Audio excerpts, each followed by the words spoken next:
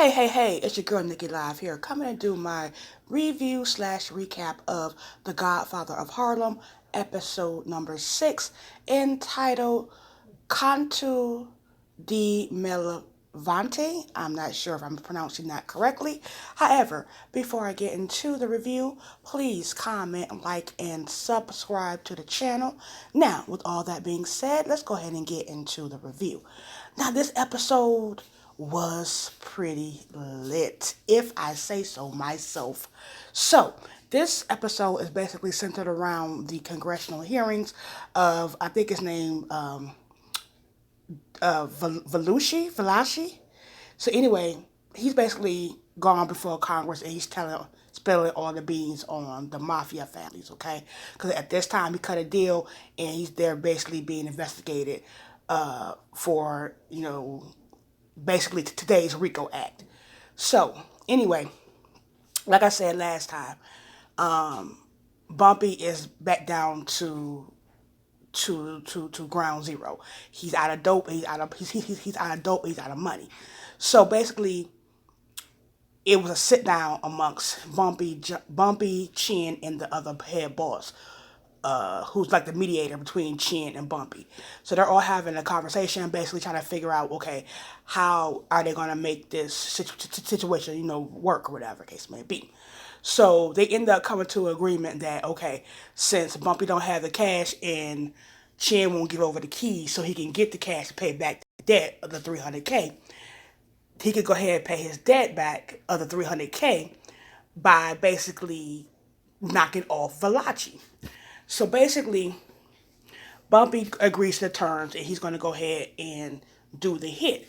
Now, keep in mind, Valachi is a federal witness, so he's going to be under, federal, what is that called? The WICSAT thing, where federal agents are watching him at all times. Okay, so keep that in mind. We'll come back to that right there. Let's move over to what's going on with Malcolm and Elise in the mosque. So, like I said, Elise is new to the faith of Islam, and she's doing her work, or what have you guess may be. Elijah Muhammad comes down from Chicago to visit Malcolm. Now, we learned that there's some friction going on between Betty and Malcolm. He's always gone, he's always traveling, he's not really always at home. That could cause a lot of friction in the family.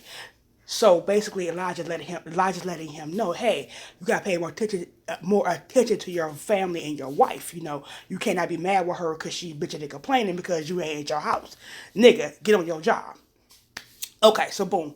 So then he ends up meeting with Elise, right?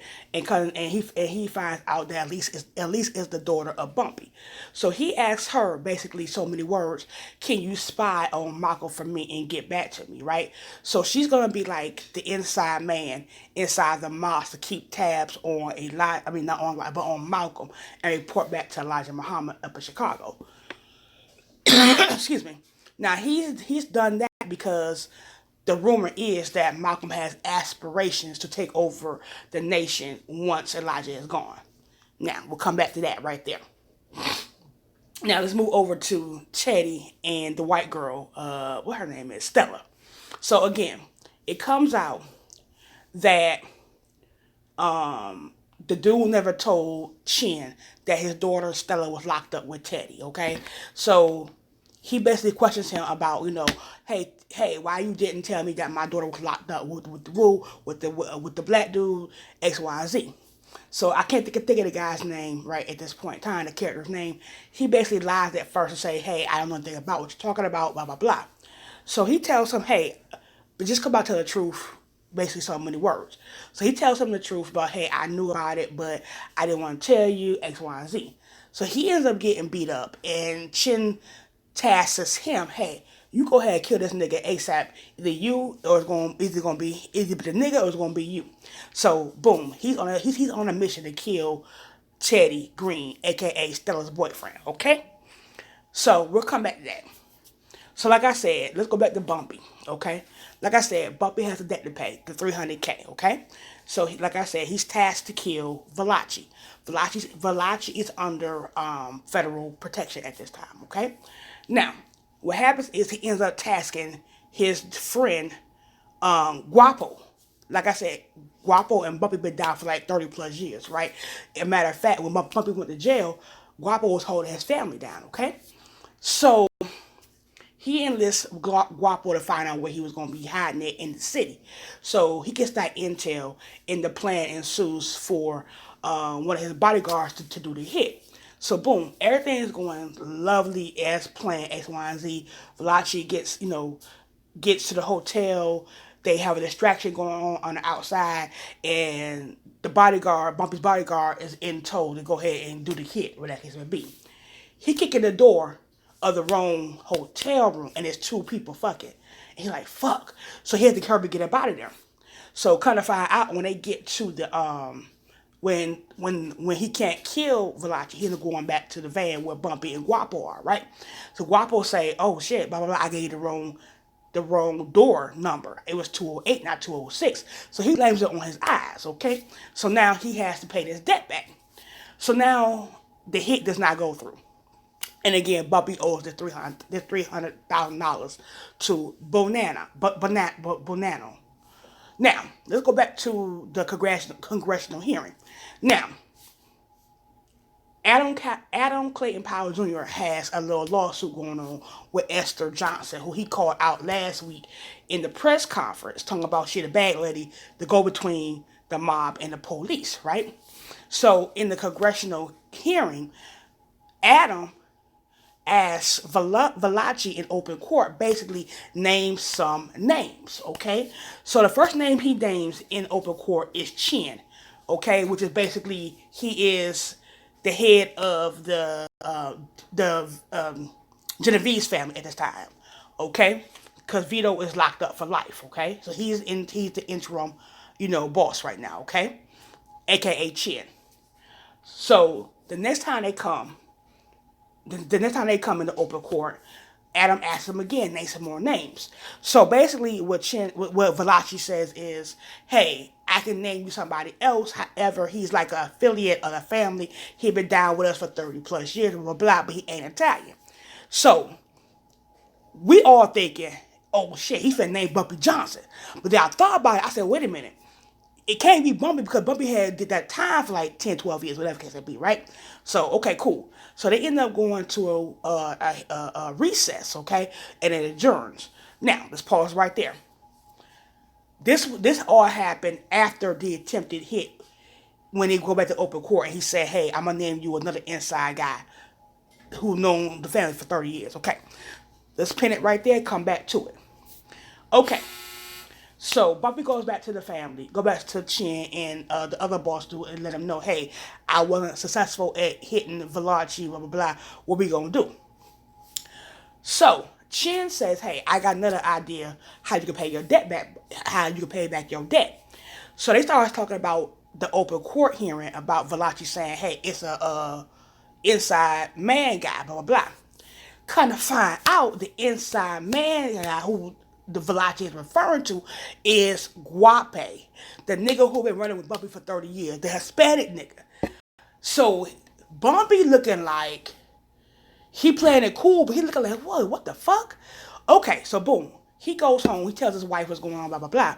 So maybe looking at him like, nah, can't be Guape. When you was locked down, Guape basically was like taking care of us, blah, blah, blah, and looking out.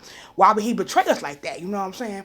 So Bumpy let maybe know, betrayal is gonna come from the inside, not from motherfuckers not from motherfuckers who you would not think would do it, but the ones, okay, I'm sorry, I'm saying that's all wrong. The betrayal is gonna come from the ones who you would not think will betray you versus someone who on the outside, pretty much, right? So Bumpy goes to see Guape, right? He just flat out, they have a conversation, right? And so he brings up the shit about the open shit in court.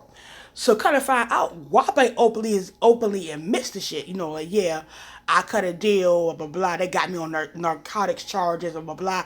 I can't see myself going down for life, blah, blah, blah. So Bumpy asked him, so what information you gave up? You know what I'm saying? So Guape like, nigga, I didn't say shit about you. I just said all I had to say about them. But the Italians, nothing about you, right? So keep in mind, Bumpy don't like fucking snitches or whatever. He can't fuck with them, you know what I'm saying? So After Guape basically admits the shit that, yeah, he made a fucking deal with the people and he got to go testify, blah, blah, blah. He gets up and throw my nigga straight in his fucking shit and leave out the goddamn club. I was like, oh, snap. That was gangster. You feel me? So, that was that. Now, keep in mind, Chin is still wanting Teddy Green dead, who is Estelle's boyfriend. So, the dude who took her out while Teddy was out of state. He on the hunt looking for him. So he goes to the radio to the record shop who he signed to ask him where he is. He's at a club doing his gig for the night X, Y, and Z.